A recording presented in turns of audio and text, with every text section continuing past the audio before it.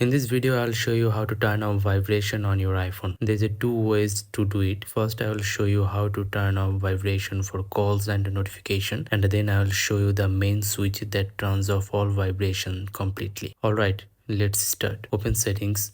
Now scroll down and tap on sounds and haptics.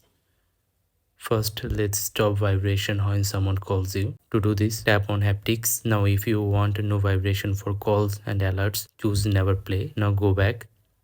Scroll down a bit and look for system haptics. Now turn system haptics off if you don't want vibration for things like system actions and taps. Now let's turn off keyboard vibration too. So tap on keyboard feedback. Now turn haptic off. This will stop the small vibration when you type. So now you are turned off most vibration for calls, alerts, system actions and typing. But if you want to turn off all vibration everywhere, this is the easiest method. Go back to settings, scroll down and tap on accessibility.